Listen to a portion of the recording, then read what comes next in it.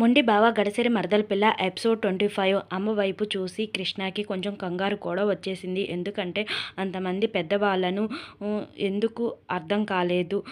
అయోమయంగా అందరినీ చూస్తుంది. శ్యామలాదేవి గారు చెవు దగ్గరికి వచ్చి అమ్మ వీళ్ళు ఎవరు, ఎందుకు వచ్చారు అని అడిగింది. శ్యామలాదేవి ఇవాళ నీ పెళ్లి చూపులు అని చెప్పింది.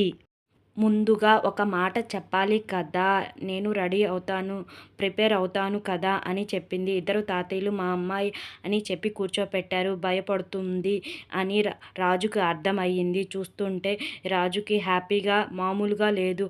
అలాగే ఇటువైపు వంశీ పరిస్థితి అయితే మరీ అధ్వానంగా ఉంది.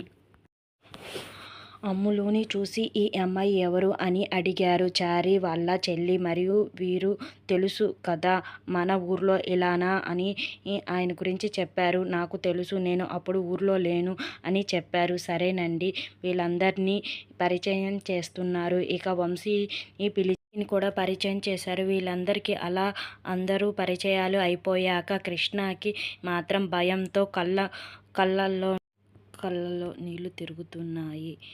రావటానికి సిద్ధంగా ఉన్నాయి. గట్టిగా చేయి పట్టుకొని కూర్చుంది.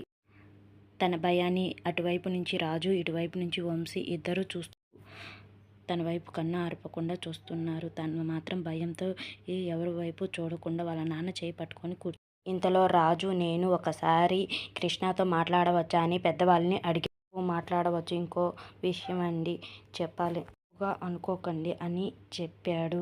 తనకి ఇన్ని నగలు తీసేసి సింపుల్గా ఉండేలా పంపించండి. ప్లీజ్ నా ఛానల్ సబ్స్క్రైబ్